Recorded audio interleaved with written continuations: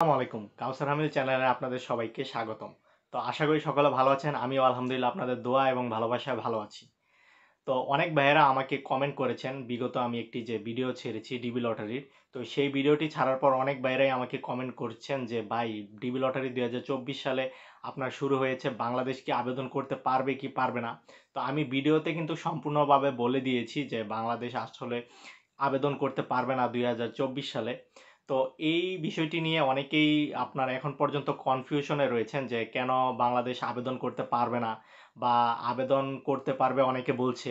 তো এই বিষয়টি আজকে ক্লিয়ার করে দিব। আশা করি আমার সম্পূর্ণ ভিডিওটি দেখবেন এবং আমার চ্যানেলে যদি নতুন হয়ে থাকেন তাহলে আমার চ্যানেলটিকে অবশ্যই সাবস্ক্রাইব করে দিবেন।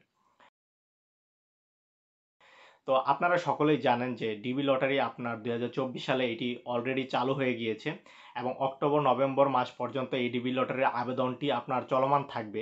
তো বাংলাদেশ কেন ডিবি লটারিতে আবেদন করতে পারবে না ২০২৪ সালে, সেই বিষয়টি আজকে আপনাদের জানাবো। তো আপনারা চলুন দেখে আসি কেন বাংলাদেশ আপনার ডিবি লটারি ২০২৪ সালে আবেদন করতে পারবে না। বাংলাদেশ ডিবি লটারি ২০২৪ আবেদন। দুর্ভাগ্যবশত ২০১২ সালের পর থেকে বাংলাদেশ আর আমেরিকার ডিবি লটারির জন্য কোয়ালিফাই করতে পারছে না। অতীতের রেকর্ড অনুযায়ী বাংলাদেশ থেকে ৫০,০০০-এরও বেশি লোক এখন পর্যন্ত ইউএসএ ডিবি লটারির সাহায্যে স্থায়ী হয়েছে। আর অধিক সংখ্যায় অধিবাসী হওয়ার কারণেই বাংলাদেশ থেকে আপাতত ডিবি লটারির কোনো লোক নেওয়া হচ্ছে না। তো আপনারা সকলে বুঝে গিয়েছেন যে অতীতে অলরেডি ২০১২ সালের পর থেকেই আপনার ৫০,০০০-এরও বেশি আপনার ডিবি লটারির জন্য আপনার লোক নেওয়া হয়ে গিয়েছে আমেরিকায়। তো এই কারণেই আর কি মেনলি আপনার ২০২৪ সালেও বাংলাদেশ স্বীকৃতি পাচ্ছে না ডিবি লটারি আবেদনের জন্য। আরও বিস্তারিতভাবে আমরা আলোচনা করলে বুঝতে পারবো যে কেন বাংলাদেশ আসলে আপনার আবেদন করতে পারছে না, এছাড়াও বাংলাদেশ ছাড়াও অন্য অন্য কেন দেশগুলোও আবেদন করতে পারছে না।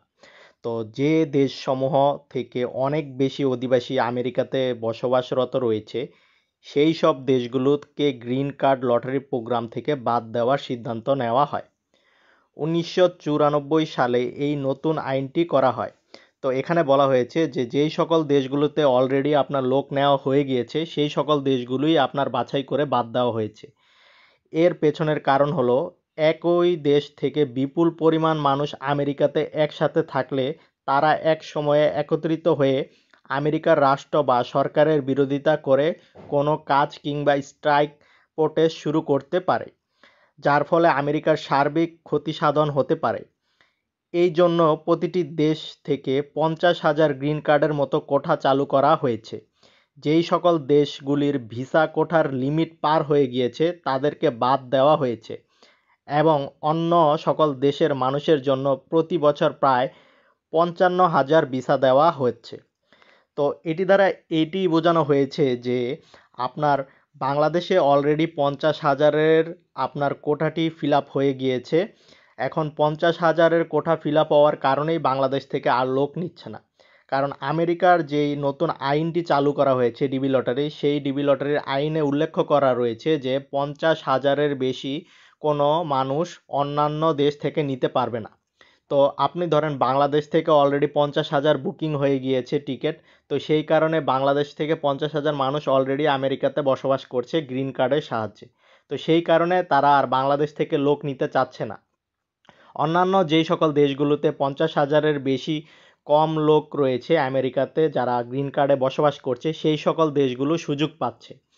কারণ তাদের এই নিয়মটি হচ্ছে যে যদি ৫০,০০০-এর বেশি পরিমাণে মানুষ যদি তারা নিয়োগ দেয় ডিবি লটারির সাহায্যে, সেই ক্ষেত্রে আপনার দেখা যেতে পারে যে একসময় আমেরিকায় একই দেশের একাধিক পরিমাণ মানুষ একত্রিত হয়ে আমেরিকার সরকারের বিরুদ্ধে বিভিন্ন পদক্ষেপ গ্রহণ করতে পারে।